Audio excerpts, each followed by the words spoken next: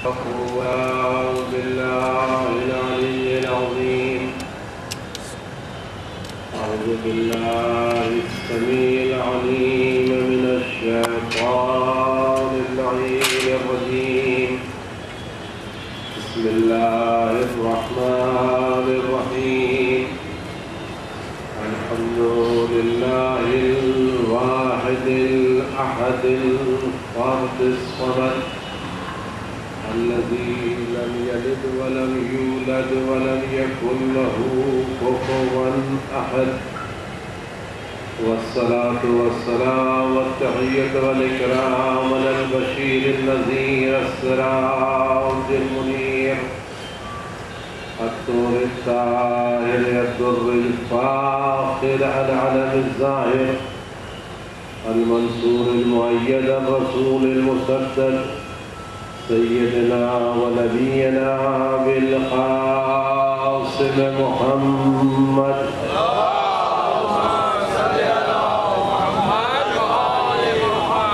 وعلى آله الطيبين الطاهرين المعصومين المظلومين الذين أذهب الله عنهم الرجس وطهرهم تطهيرا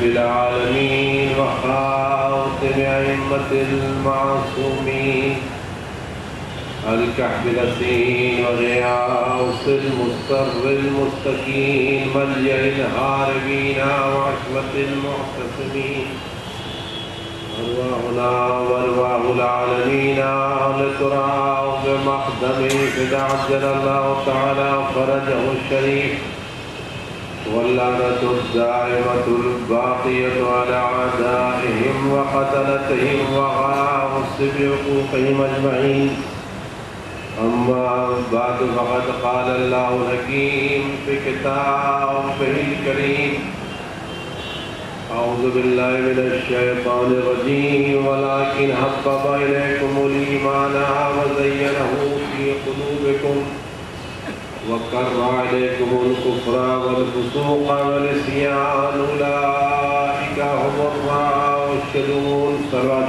محمد اللهم صل على محمد وآل محمد. عزیزان گرامی، ہماری مجلس ادا خدا اور رسول کی بارگاہ میں قبولیت کے شرف حاصل کرے اور خدا ہم ظالم میں شیطانی وسوسوں سے محفوظ رکھے اور خدا توفیق دے کہ ان شاء اللہ کو اس طرح بسر کر سکیں جو اللہ اور رسول کی مرضی کے مطابق ہیں، اور خدا ہمارے امام کے ظہور میں تعجیل فرمائے اور ہمیں ان کے غلاموں میں شمار فرمائے. ان توفیقات کے لیے اپنے امام کی سلامتی کی دعا کریں اور انہی سے توفیقات کی درخواست کریں. اعوذ باللہ من الشیطان الرجیم بسم اللہ الرحمن الرحیم. اللهم كن لوليك الحجة ابن الحسن صلواتك عليه وعلى آبائه في هذه الساعة وفي كل ساعة وليا وحافظا وقائدا وناصرا ودليلا وعينا حتى تسكنه أرضك طوعا وتمتعه فيها طويلا.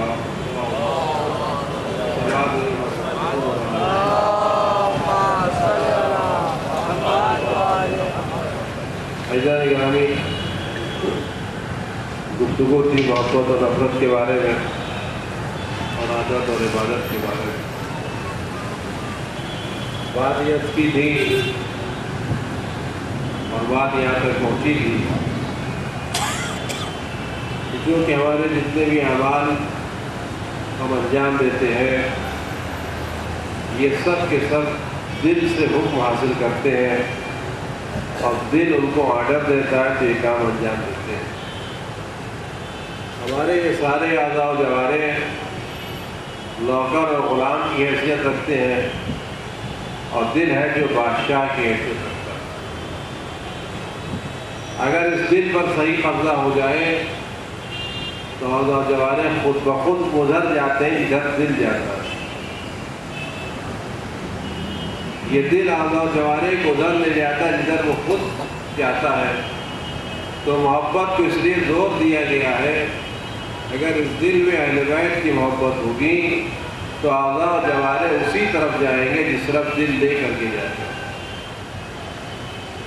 اس لیے کہ یہ بات ممکن ہی نہیں ہے کہ دل کچھ اور چاہے اور اعضاء و جوارح کچھ اور چاہے. دل وہی چاہے گا جو اعضاء و جوارح وہی کہیں گے جو دل چاہے گا. ممکن نہیں کہ اعضاء و جوارح دل کی مخالفت کر جائے. تو اگر اس دل پر اہل بیت کا قبضہ ہوگا اور یہ دل اہل بیت کی محبت میں ڈوبا ہوا ہوگا تو ہمارے اعضاء و جوارح صرف وہ اعمال نکلیں گے جو اہل بیت کی پسند کے مطابق ہیں. اور اگر اس دل پر اہل بیت کا قبضہ نہیں ہوگا تو جس کا قبضہ ہوگا عمل ویسا ہی نکلے گا. اہل بیت کی محبت یہ بہت بڑا سرمایہ ہے جس کی بڑائی اور جس کی قیمتی کو میں کسی بھی اعتبار سے بیان نہیں کر سکتا. میرے پاس دنیا میں کوئی چیز ایسی نہیں ہے جس کی مثال میں یہ دے سکوں کہ محبت اہل بیت اس جیسی ہے. اس لیے کہ دنیا میں جتنی چیزیں ہیں یہ وہ ہے جو دنیا آنے کے بعد ہوئی ہیں اور اہل بیت کی محبت کا مسئلہ یہ دنیا بننے سے پہلے تھی اور دنیا کھڑا ہونے کے بعد رہے گی. تو جس چیز کی ابتدا دنیا سے پہلے تھی اور جس کی انتہا دنیا کے بعد رہے گی ہم اس کے لیے کوئی مثال دنیا سے نہیں لا سکتے. لیکن بہرحال خدا کا لاکھ لاکھ شکر ہے کہ اس نے ہمیں یہ محبت دی ہے. ایک شخص نے امام کی خدمت میں آ کے عرض کیا کہ مولا ہم اپنے بچوں کا نام آپ کے نام پر رکھتے ہیں. علی حسن حسین تقی جعفر صادق علیہ الصلوۃ والسلام.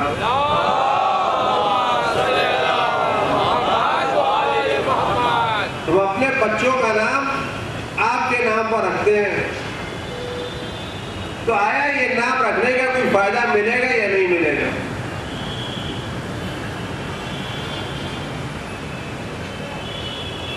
ہم اپنے گھر میں جو نام رکھتے ہیں وہ نام آپ کے رکھتے ہیں, اہل بیت کے نام رکھتے ہیں, اور اس بنا پر رکھتے ہیں کہ یہ نام ہمارے اماموں کے نام ہے, یا یہ نام ہمارے امام کے اصحاب کے نام ہے, یا یہ امام کے غلاموں کے نام ہے. اب اگر اب کوئی آدمی کسی کا نام قمبر رکھتا ہے تو اس بنا پر نہیں رکھتا کہ لغت میں یا ڈکشنری میں کوئی نام قمبر ہے تاریخ میں, وہ اس بنا پر رکھتا ہے کہ یہ قمبر نام تھا اس شخص کا جو مولا کا غلام تھا. تو ہم اپنے بچے کا نام قمبر رکھتے ہیں تاکہ یہ بھی مولا کا غلام بن جائے. ہم اپنے بچوں کا نام عمار رکھتے ہیں, سلمان رکھتے ہیں. کیوں رکھتے تھے کہ یہ مولا کے چاہنے والے تھے, مولا کے اصحاب تھے. میثم نام رکھتے تھے کہ یہ وہ ذات تھی جسے مولا کی محبت, جس نے قربانی قبول کر لی, شہادت قبول کی, سولی پر چڑھ گئے. تو ہم چاہتے ہیں ہمارے بچوں میں بھی یہ خصوصیت آ جائے.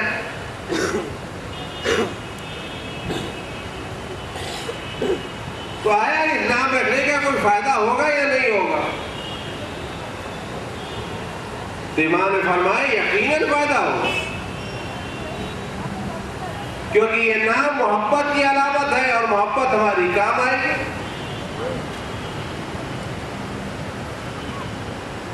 اب ظاہر ہے جب دنیا بدلی ہے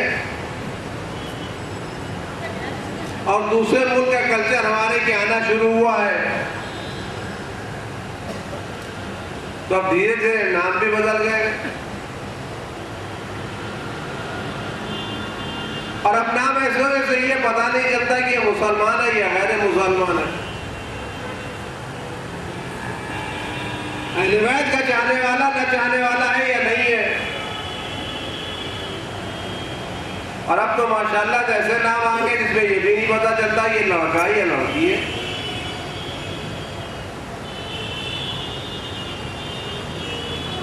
اس کی پیچھے جو ذہنیت کام کر رہی ہے وہ ایک بڑی خطرناک ذہنیت ہے، اور اس کے اثرات ابھی نہیں کچھ دنوں کے بعد ظاہر ہوں گے. میں بقیہ ناموں کا نام اس لیے زبان بدل ناموں کو یہ نام مجھے بھی کس کے مل جائے تو خامخواہ کتاب مجھے پر پڑھا گیا ہے.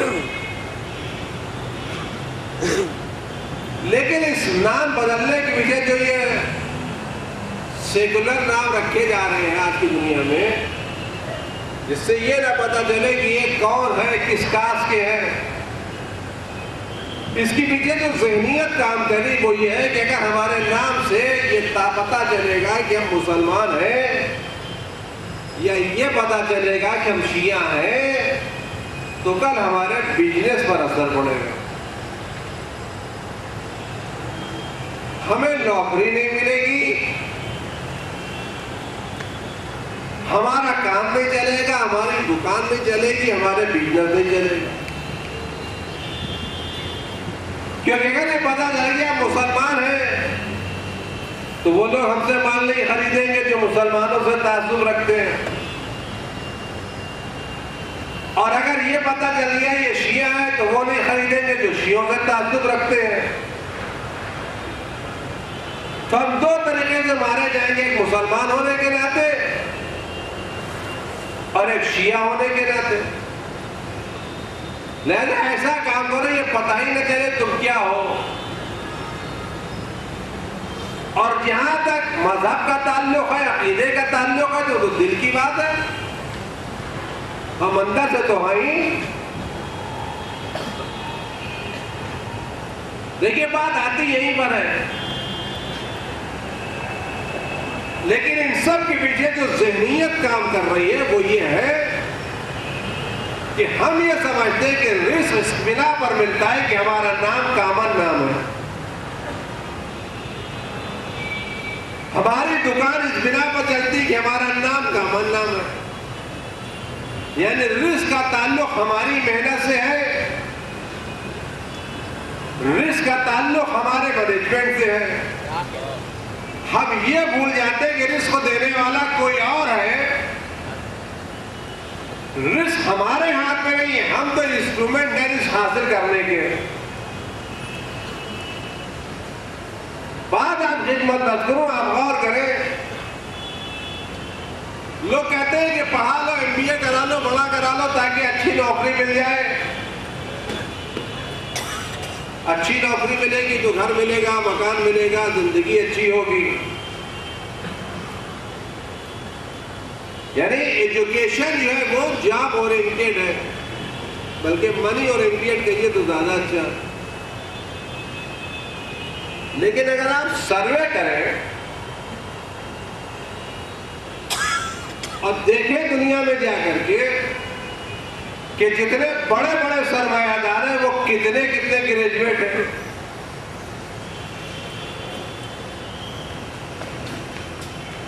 جو کمپنیوں کے مالک ہیں وہ زیادہ پڑھے لکھے یا کمپنیوں کے MD زیادہ پڑھے لکھے؟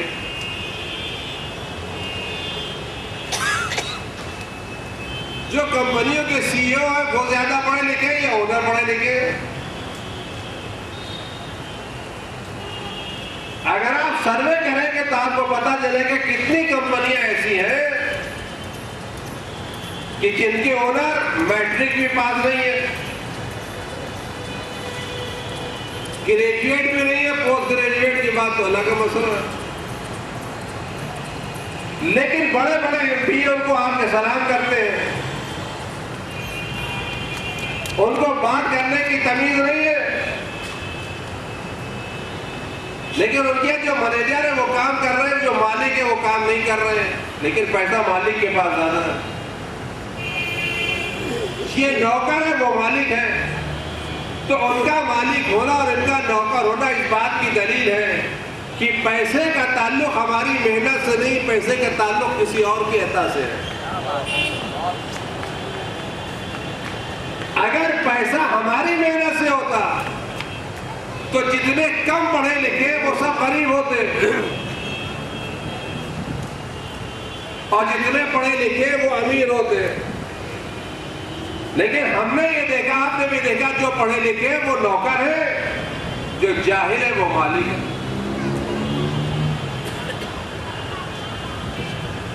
آپ دنیا کا خود جا کے دیکھیے، ہمارے کہنے کی بات نہیں ہے۔ آپ جتنی ملٹی نیشنل کمپنیاں دیکھیں، اگر آپ ان کے مالکوں کو، اونر کو دیکھیں تو آپ دیکھیں کوئی زیادہ پڑھے لکھے نہیں ہے۔ روایت میں عجب جملہ ملتا اس کے تعلق سے کہ خداوند عالم نے دولت کبھی کبھی ان کو دی ہے جن کے پاس عقل بھی نہیں ہے، جن کے پاس علم بھی نہیں ہے، جن کے پاس تدبیر بھی نہیں ہے، مینجمنٹ بھی نہیں ہے، اور ان لوگوں کو محروم رکھا جن کے پاس سب کچھ ہے۔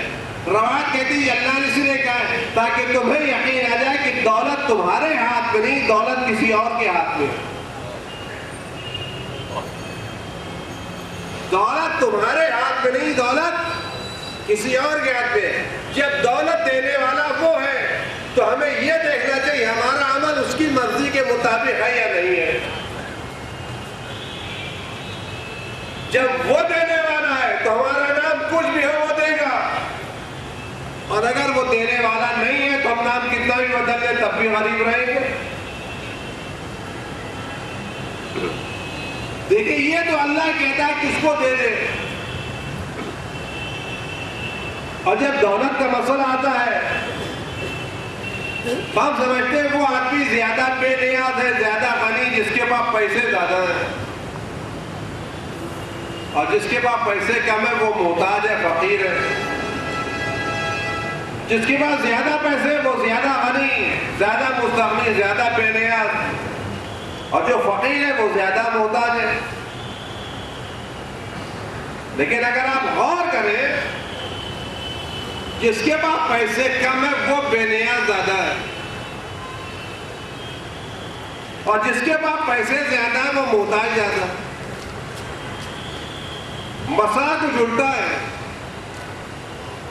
جس کے پاس پیسے کم ہیں وہ کم محتاج ہے، جس کے پاس پیسے زیادہ ہیں وہ زیادہ محتاج ہے۔ پیسہ احتیاج کو کم نہیں کرتا، احتیاج کو بڑھا دیتا۔ میں ایک مثال تو شاید بات واضح ہو جائے۔ ایک وہ آدمی جس کے پاس چھوٹا سا گھر ہے، اور اس گھر میں کوئی خاص پنکھا بھی نہیں لگا ہوا، اے سی بھی نہیں لگا ہوا، ایک معمولی سی چارپائی ہے، معمولی سا بستر ہے، اس پر وہ سو جاتا ہے۔ دوسرے صاحب ہیں جنہوں نے اچھا قسم کا بیڈ روم بنایا ہے،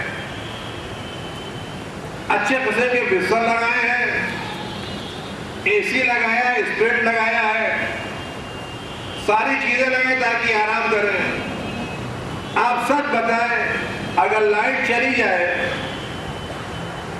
تو رات بھر چین سے کون سوئے گا، اور رات بھر چین سے جاگے گا کون؟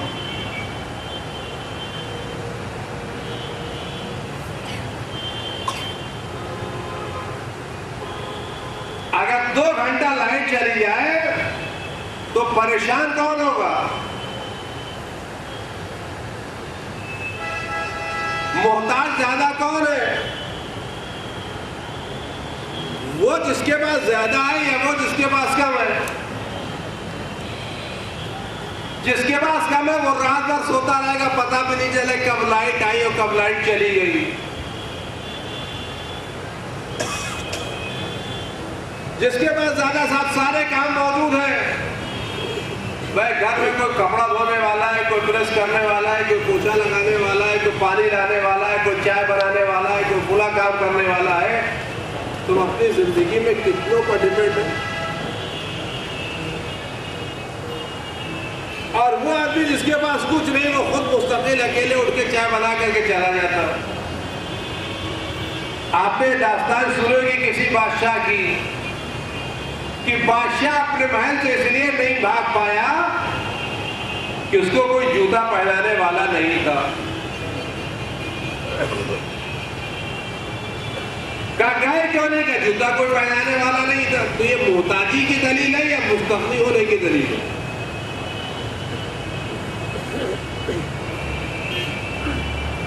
جو آدمی 2 قدم بغیر کسی وسیلے کے نہیں جا سکتا وہ زیادہ محتاج، جس کا وسیلہ نہیں وہ پیدل چلا جائے. تو یہ تصور غلط ہے کہ دولت ہمیں بے نیاز کر دیتی. جتنی دولت بڑھتی اتنی احتیاج بڑھ جاتی ہے.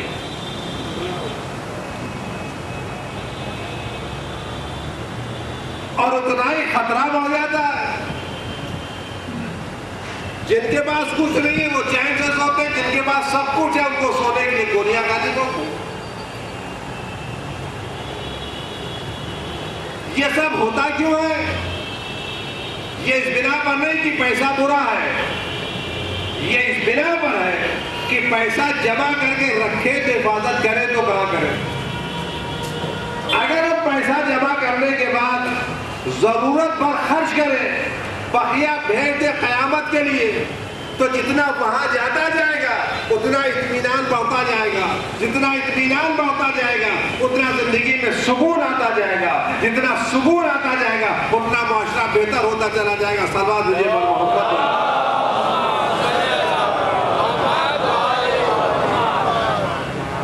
تو یہ جو رزق ہے یہ رزق ہمارے ہاتھوں میں نہیں ہے، رزق کسی اور کے ہاتھوں میں. وہ کہتا ہے یرزق من یشاء بغیر حساب، وہ جس کو چاہتا ہے بلا حساب دیتا ہے. وَيَرْزُقْهُ مِنْ حَيْثُ لَا يَحْتَسِبُ، اور وہاں سے دیتا ہے جہاں وہ سوچ بھی نہیں سکتا.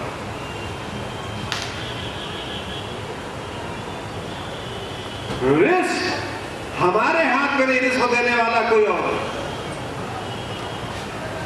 خداوند عالم نے سورہ زاریات میں جب یہ بیان فرمایا کہ ما خلقت الجن والانس الا لیعبدون، ہم نے انسانوں کو اور جناتوں کو نہیں پیدا کیا مگر اس لیے کہ وہ ہماری عبادت کریں. اس کے بعد فوراً دوسری آیت میں کہا ہم تمہیں بھی رزق دے رہے ہیں ان کو بھی رزق دے رہے ہیں. یعنی کبھی رزق کی فکر تم کو عبادت سے روکنے نہ پائے. عبادت کے بعد فوراً رزق کا تذکرہ کر کے بتا دیا دیکھو تمہارا مقصد ہے پیدا کرنے کا عبادت کرنا، تو جس نے پیدا کیا رزق وہ دے گا. اگر تم اپنے گھر میں کوئی نوکر رکھو اور نوکر سے کہو تمہاری ڈیوٹی ہے یہ سارے کام انجام دینا، اب وہ نوکر ڈیوٹی انجام دینے کے بجائے بیٹا بس سوچ رہا ہے کہ ڈیوٹی تو انجام دوں لیکن آخر مہینے کے بعد میری تنخواہ سیلری ملے گی یا نہیں ملے گی، یہ 2000 روپے میرا سیٹ کہاں سے لائے گا.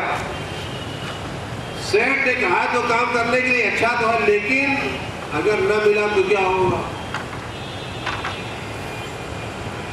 اگر پہلی تاریخ کو تنخواہ نہ ملی تو کیا ہوگا، میرے بچوں کا کام کیسے چلے گا.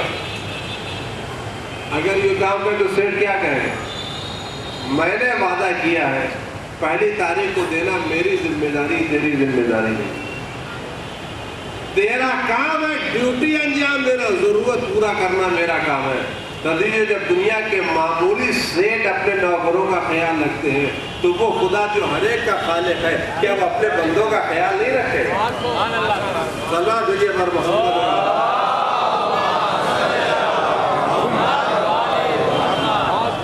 اگر ایک آدمی ہماری خدمت کرے تو ہم اس کی ضرورتوں کا خیال رکھتے ہیں، تو وہ خدا جو خالق ہے کیا وہ ہماری ضرورتوں کا خیال نہیں رکھے گا. مولانا کہنا تھا حضرت علی بن ابی طالب علیہ السلام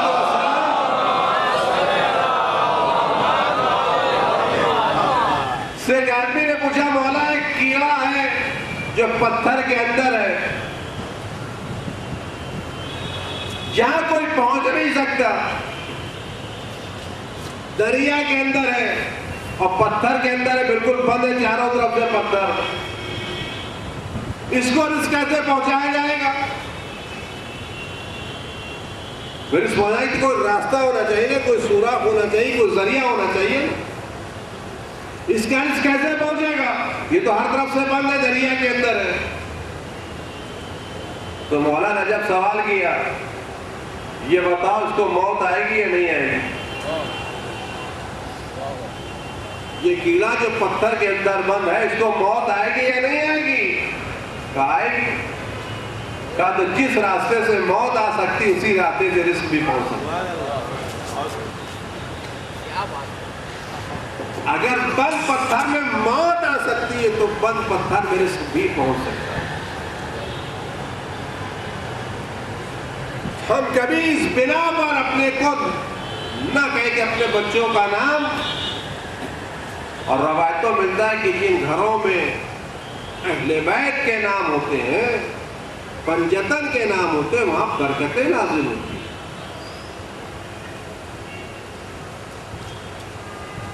امام حسین علیہ السلام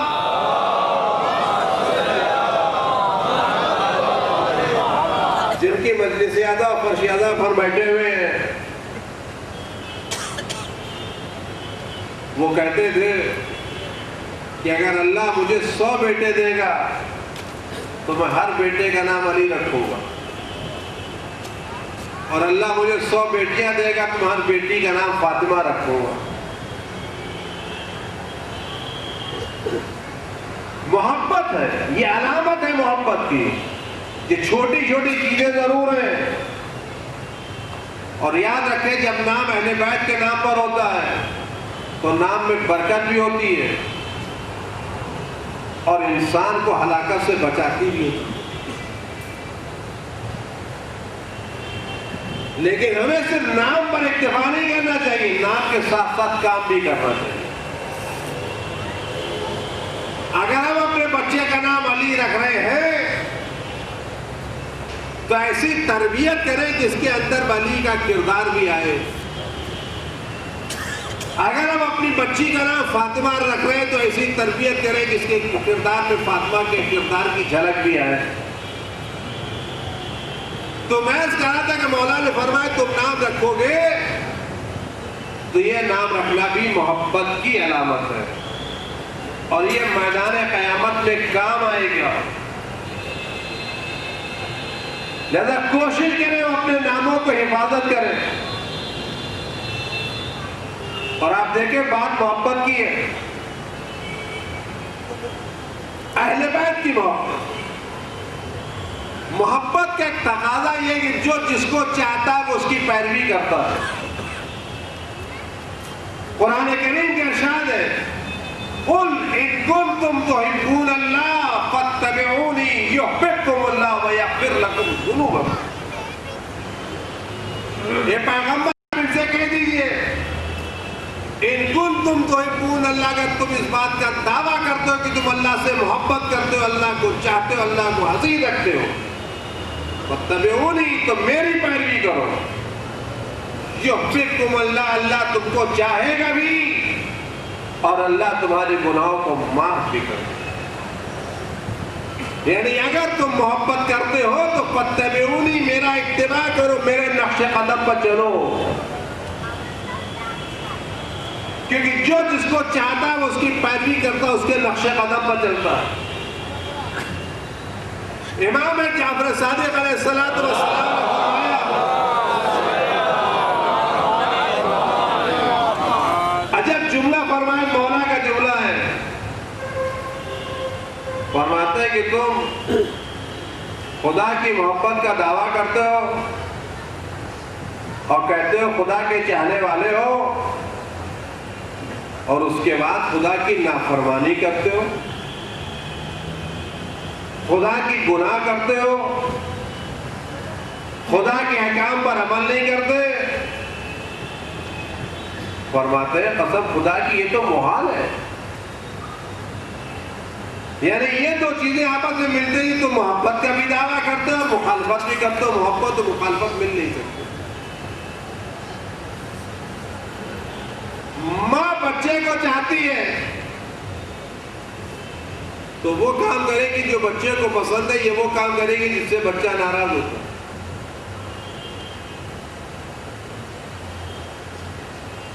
کہ اگر تم خدا کی محبت کا دعویٰ کر رہے ہو تو خدا کی مخالفت دو چیزیں آپس میں ملنے کا کیوں؟ ان المحب لمن یحب یطیع، اس لیے کہ جو چاہتا ہے وہ اپنے چاہنے والے کی اطاعت کرتا ہے، مخالفت نہیں کرتا۔ تو اگر ہمارے دلوں میں اہل بیت کی محبت ہے اور یقیناً ہے، ورنہ ہم یہاں کھنچ کے نہ آتے، یا ہم نہ پیسے کی غرض سے آئے ہیں، نہ شہرت کی غرض سے آئے ہیں، نہ اس لیے آئے کہ صاحبان عذاب کا شکریہ ادا کریں، نہ اس لیے آئے کہ ہمارا کہیں پر نام لکھ دیا جائے، نہ اس لیے آئے کہ لوگ ہم سے ملاقات کریں، یہ نہیں ہے۔ ہم یہاں صرف اس لیے آئے حسین کی محبت میں کھنچ کے آئے۔ اور اسی لیے آپ یہ دیکھیں کہ جتنی آسانی کے ساتھ ہم یہاں چلے آتے اتنا کسی دعوت میں نہیں آتے۔ یہ آنے والا یہ بھی شکوہ نہیں کرنا بیٹھنے کی جگہ ملی نہیں ملی، تبرک ملا نہیں ملا، پانی ملا نہیں ملا، یہ ملا وہ نہیں ملا، کچھ نہیں، آتا چلا جاتا، شکر خدا ادا کرتا ہے، پروردگار تیرا شکر ہے میں حسین کی مسجد میں شریک ہو گیا اور تو آنسو بہا لیے۔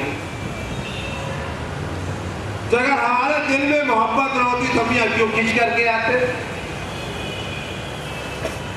اس محبت کو باقی رکھیے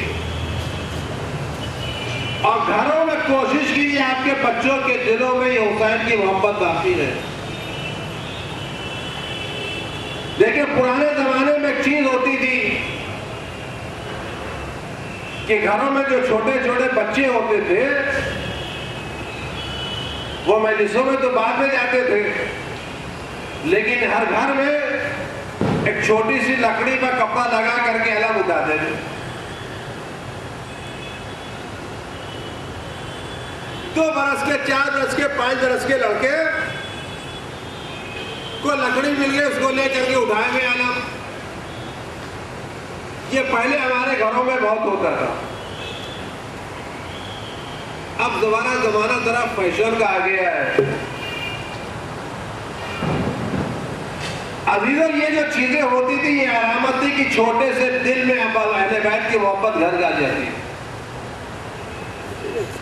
اور جتنی یہ محبت کرتی جاتی اتنا بچہ گناہوں سے محفوظ ہوتا جاتا ہے۔ دیکھیے، محبت ایک الگ چیز ہے۔ اگر ہمارے دل میں حسین کی محبت ہے تو میں نے کل یہ بات عرض کی تھی کہ اگر ہم حسین کے چاہنے والے ہیں تو یہ بات ممکن ہی نہیں ہے کہ ہمارے دل میں حسین کی محبت ہو اور ہمارے بچے کو قرآن پڑھنا نہ آتا ہو۔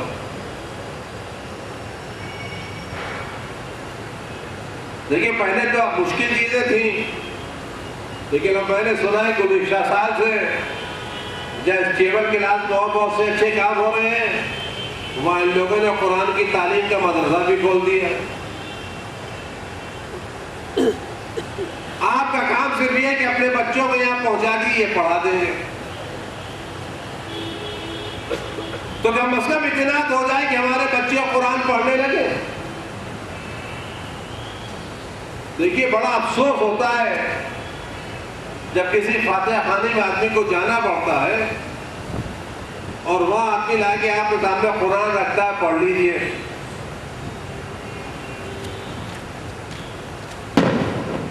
آپ کیا کہتے ہیں؟ نہیں، وقت نہیں، آپ آگے نہیں۔ آپ سچ ہوتا شرمندگی ہوتی ہے نہیں، اور خدا نہ خاصہ کا مرنے والا ہمارا باپ ہو، ہمارے رشتہ دار ہو، تو کیا اچھا لگتا ہے کہ ہم کرائے پر قرآن خوانی کرائیں؟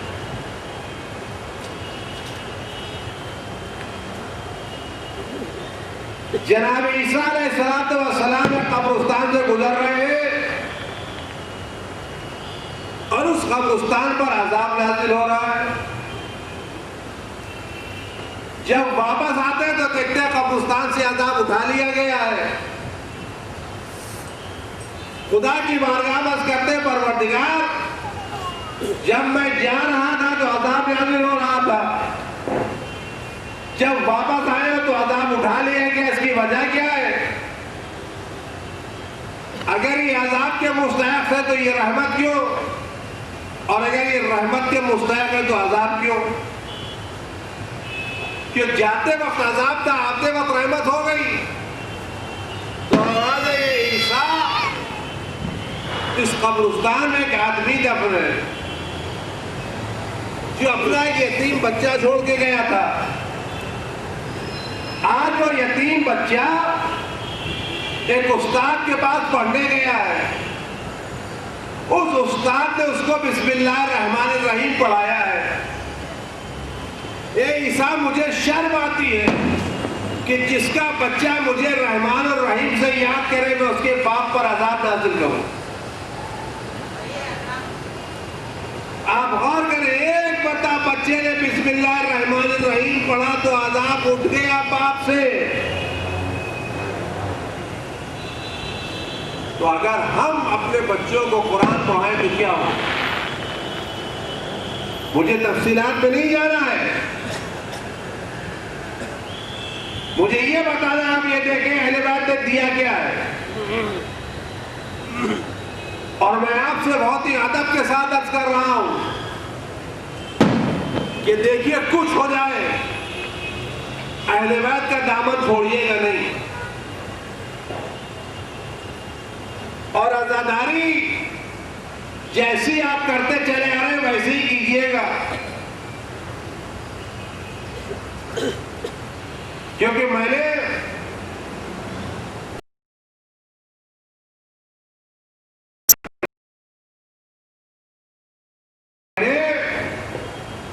آیت اللہ عظمہ آغا سستانی کے ایک فتویٰ دیکھا ہے. اس میں انہوں نے جملہ لکھا ہے کہ عزاداری وہ جو ٹریڈیشنل عزاداری ہوتی ہے جو تمہارے گھروں میں جو روزمرہ تم کرتے ہو، اسی ٹریڈیشنل عزاداری کو باقی رکھو، یہ بہترین عبادت ہے. عزاداری سنتی جیسے آپ کر رہے تھے کہ ہر جگہ کا مزاج الگ الگ ہوتا ہے. اب آپ صلوات دل کے تھوڑا سا آگے چلے.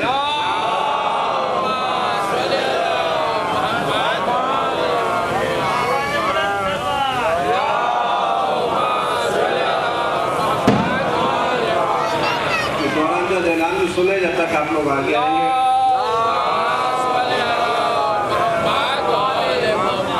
عاشور کے دن 11:30 بجے ہمارے عاشور ہوں گے. اس کے بعد نماز ظہر جماعت کے ساتھ ادا کی جائے گی. اس کے بعد مسجد ہوگی، اور اس کے بعد فاقہ شکنی کا انتظام کیا گیا ہے. پھر شام کو نماز مغرب با جماعت ہوگی، اور نماز کے بعد مجلس شام غریبہ ہوگی.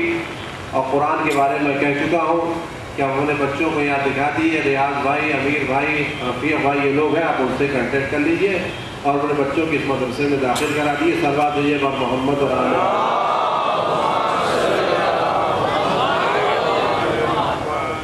دیکھیے عزاداری جو آپ کہیں الگ الگ جگہ کی ہوتی ہے، اور اسلام انٹرنیشنل مذہب ہے. ہر جگہ کا رواج الگ الگ ہے.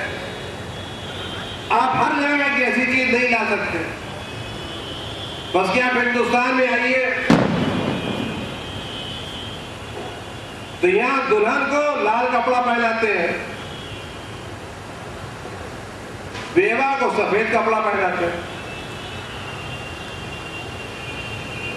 شادی میں کوئی آدمی آپ کو سفید کپڑے پہنے نہیں ملے گا.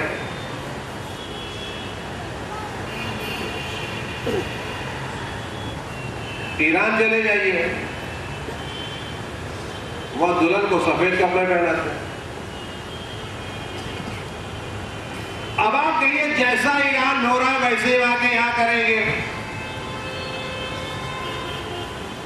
اور کسی لڑکی کی شادی کا میں ہم تو اس کو سفید ہی کپڑا پہنائیں گے. تو ماں باپ آپ کو کیا کہیں کہ نمک دلہن بنانے آئے گا جنازہ اٹھانے آئے.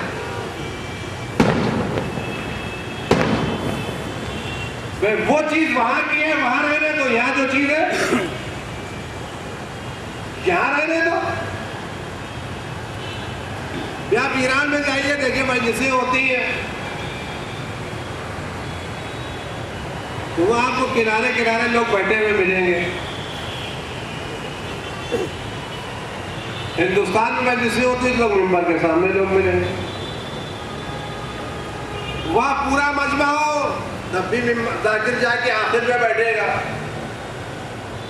2 آدمی ہو تب بھی اوپر جا کے بیٹھے گا۔ یہاں یہ کہ مجمع کم ہے تو ذاکر نیچے بیٹھتا، تب وہاں کا انداز اور ہے، یہاں کا انداز اور ہے۔ ہم وہاں کی چیز کو یہاں لاگو نہیں کر سکتے، یہاں کی چیز کو وہاں نہیں لگا سکتے۔ اصل کام کیا؟ آزاداری۔ دیکھیں اسلام ان چیزوں کا خلاف ہے جو کفر کی منزل تک لے کے جائیں، لیکن جو کفر کی منزل پر گناہ تک نہیں لے جاتے، اسلام ان کا مخالف نہیں ہے۔ دیکھیے آپ حج کرنے جاتے ہیں، بہت سے لوگ ہیں جو حج کر کے آئے ہیں، جب اسلام نہیں آیا تھا تب بھی لوگ آتے تھے حج کرنے کے لیے، خانہ کعبہ کا طواف کرتے تھے، اور تب بھی لوگ کوہ صفا مروہ کے درمیان سعی کرتے تھے۔ اسلام اس بنا پر نہیں پہلے ہوتا تھا، نکال دیا کہ نہیں، بس کیا کہ تم ننگے طواف کرتے تھے وہ بدل دیا، جس لباس میں کہتے تھے لباس الگ سے لگا دیا، لیکن ہر چیز کو بدلا نہیں۔ تو جو چیز جہاں پر جیسا رسم ہے ویسی ادا کی جاتی ہے۔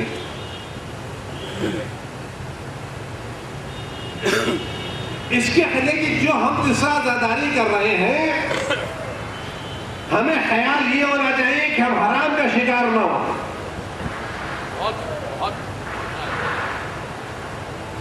دیکھیے مجلس میں آنا الگ مسئلہ ہے، اور امام نے فرمایا بھی ہے، روایت جب جملہ ملتا ہے، اور دیکھیے کیسی چیز ہے، روایت ملتے کسی نے کہا، امام نے کہا کہ مولا کہ کسی کے یہاں مجلس ہے، غم ہو گیا ہے، ہماری عورتوں ان کے کیا جائیں یا نہ جائیں؟ کہا ضرور جائیں، اگر تم لوگوں کے یہاں نہیں جاؤ گے تو تمہاری میت پہ کون شریک ہوگا؟ کیا یہ مجلس عزا؟ اس میں امام نے اہتمام کیا ہے کہ جب ان کے گھر میں مجلس عزا ہوتی تھی اور کوئی آدمی مرثیہ لے کے آتا تھا تو امام پردہ ڈال دیتے تھے، ذاکر منبر پر جاتا تھا، عورتیں پیچھے بیٹھ جاتی تھی۔ تو عورتوں کو آنا چاہیے،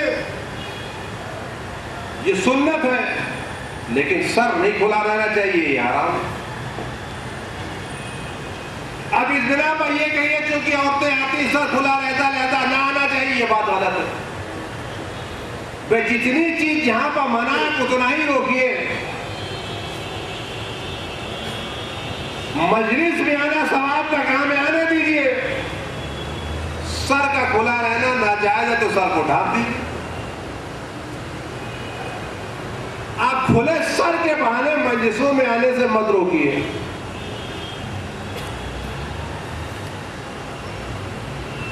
دیکھیں مجلس میں آنا صحیح ہے، غیبت کرنا حرام ہے۔ تو آپ غیبت کیجئے نہیں کہ لوگ مجلس میں جاتے تو غیبت کرتے ہیں، لہذا مجلس میں نہیں جانا چاہیے۔ خاص کر یہ مسئلہ عورتوں میں زیادہ ہے، سنتے ہیں ہم کو، ہمارا مسئلہ میں لوگ کہتے ہیں، جو گھر میں نہیں کہہ پاتے وہ باہر آ کے کہتے ہیں نا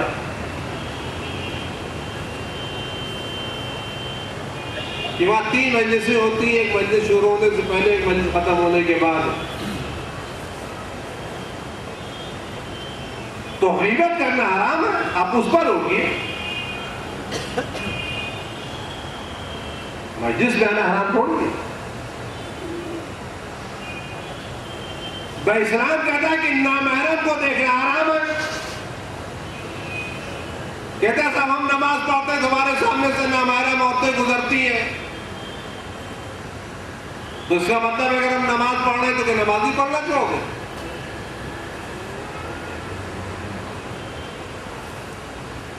پھر روزہ رکھتے ہیں، ہم ایسی جگہ ملتے ہیں جہاں شام کو ہمیں پاکیزہ افطاری نہیں ملتی، ہمیں نجس کھانا پڑتا ہے، تو دن بھر ہم نے عبادت کی، شام کو ہم نجس غذا سے افطار کر لیں، زیادہ ہم روزہ ہی نہیں رکھیں گے، یہ بات غلط ہے۔ پھر روزہ ایک الگ کام ہے، اور جو چیز خراب ہے وہ نجس کھانا تھا آپ اسے روکیے۔ نماز پڑھنا واجب ہے، انجام دیجیے، نامحرم کو دیکھنا حرام ہے، اس سے دور رہیے۔ مجلس میں آنا ضروری ہے، آئیے، غیبت کرنا حرام ہے، دور رہیے۔ تو ان چیزوں کو ذرا غور سے کیجیے گا کہ ایسا نہ کہ ہم اس بہانے کسی دوسری چیز سے دور ہو جائیں۔ اس محبت سے اپنے دلوں کو سجائے رکھیے گا، اور کسی بہانے اس گوہر کو، اس جوہر کو، اس ڈائمنڈ کو اپنے ہاتھوں سے جانے مت دیجیے گا۔ اور آپ یقین جانیے اگر آج کوئی چیز ہم کو مسلمان بنائے ہوئے ہے تو وہ صرف حسین کا غم ہے جو ہمیں مسلمان بنائے گا۔ یہ حسین کا احسان ہے کہ جب 10 دن آ کے جمع ہو جاتے ہیں تو مسلمان باقی ہیں، اور یہ حسین کا احسان ہے جب حسین کا نام سنتے ہیں تو 10 دن تک جب مسلسل نام سنتے ہیں تو گناہوں سے خود بخود دور ہو جاتے ہیں۔ عزیزو، جو آدمی 10 دن یاد رکھتا ہے وہ گناہوں سے دور ہو جاتا ہے۔ اگر ہم 365 دن حسین کو یاد رکھیں تو 365 دن گناہوں سے دور رہے۔ ہم عزاداری کو 10 دن کیوں محدود رکھیں؟ اگر ہم ہر دن حسین کو یاد کریں تب بھی یقین یعنی ہم نے کم یاد کیا۔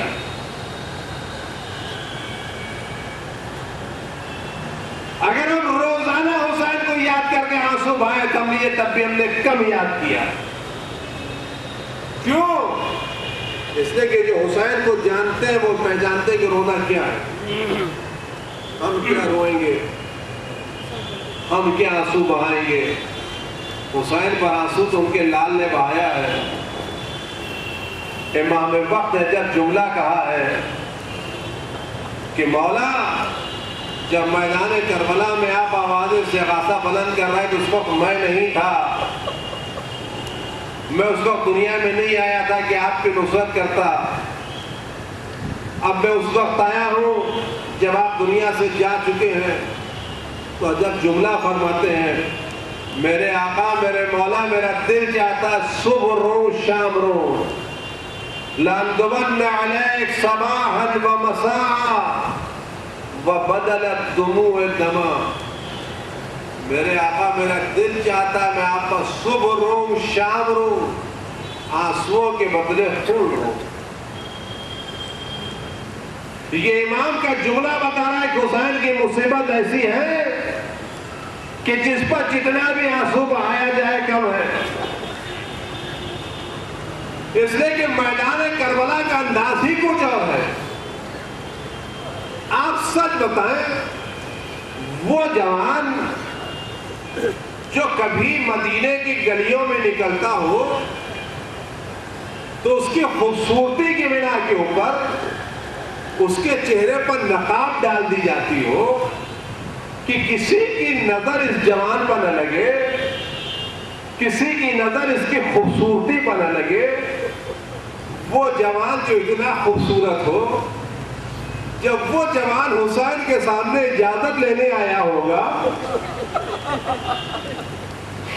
تو اس بوڑھے باپ پر گزری کیا ہوگی جس نے علی اکبر کو اجازت کے لیے بھیجا ہو۔ عزاداروں، جب جناب علی اکبر میدان میں جانے لگے تو 3 موقع وہ ہیں کہ امام حسین احتضار کی منزل موت کے قریب ہو گئے، ایک منزل وہ آئی جب امام حسین کا لال علی اکبر اجازت لینے کے لیے خیمے میں گئے، اور جیسے خیمے سے باہر نکلے بیویوں نے کہی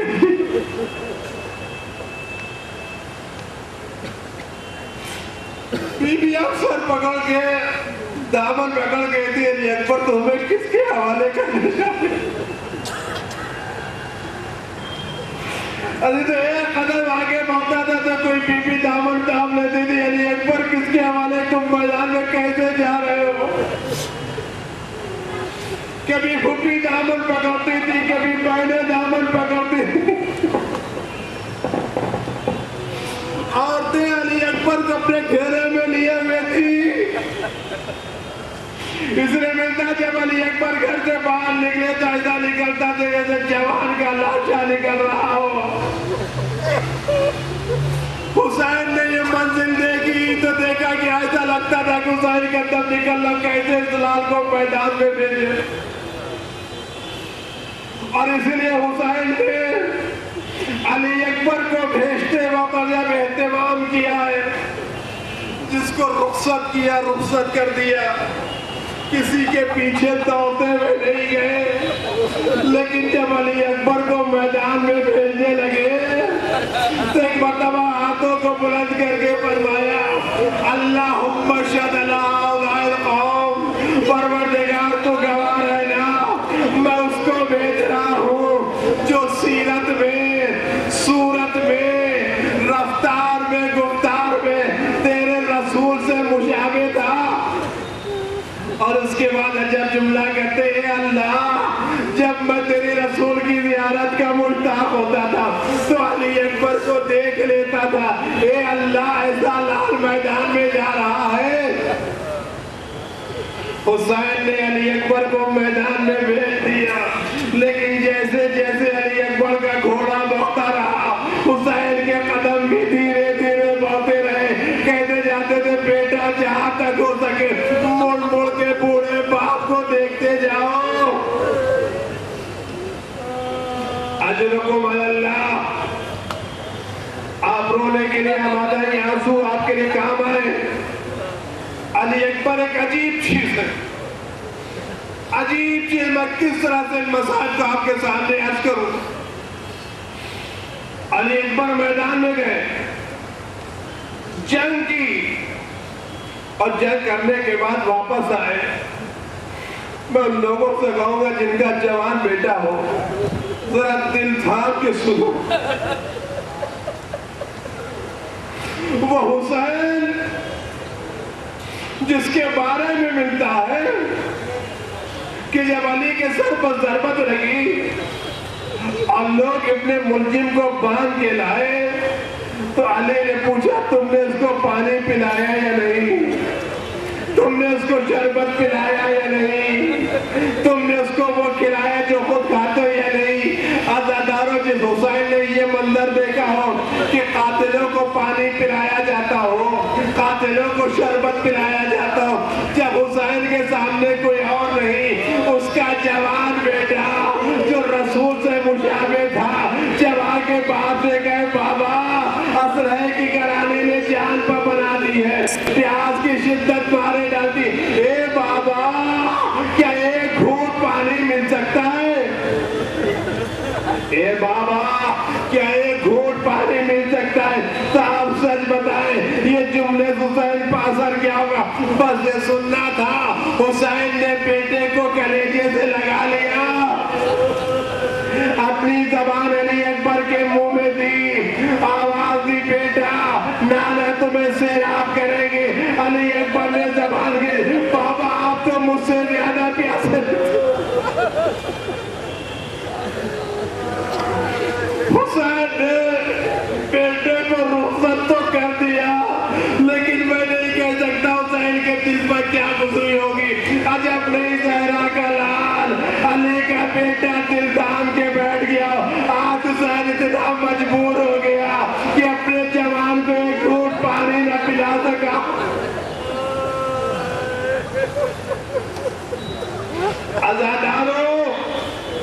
اکبر میدان میں آئے.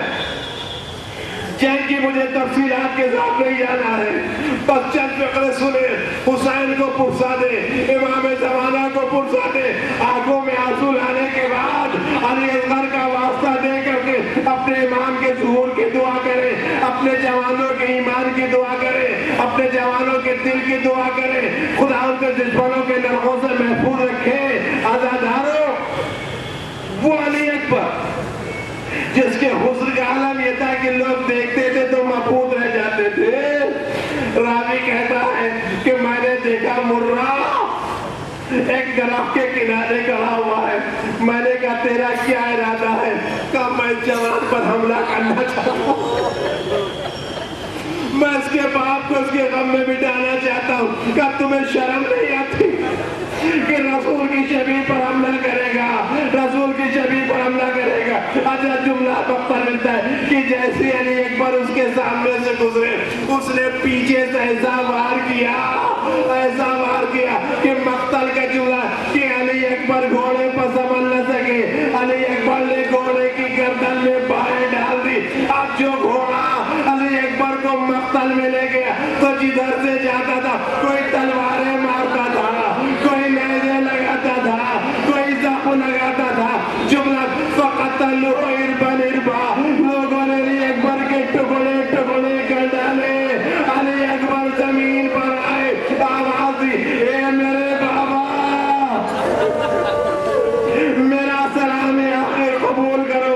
بابا آنے کی زحمت گوارا نہ کرنا. بس چند فقرے اور سن لے. حسین دوڑے دوڑے علی اکبر کے جنازے پر آئے. اب جو آئے تو دیکھا زینب کو کھڑا پایا. اکبر کا زخم بھول گئے، اپنی ردا اٹھائی، زینب کے سر پر ڈالی. آواز دی زینب واپس جاؤ، ابھی حسین زندہ ہے. بس ایک جملہ کروں گا. آزاداروں، وہ حسین جو زینب، جو اکبر کے سرانے زینب کو، سارا زینب کو اس حالت میں نہ دیکھ سکے جب زینب کے سر پر چادر تھی، تو اس وقت حسین کی حالت کیا ہوگی جب زینب کا سر کھلا ہوگا اور زینب برائے ناظر خیمے سے باہر نکلی ہوگی. واہ محمدہ، واہ علیہ، واہ حسینہ، ماتم حسین.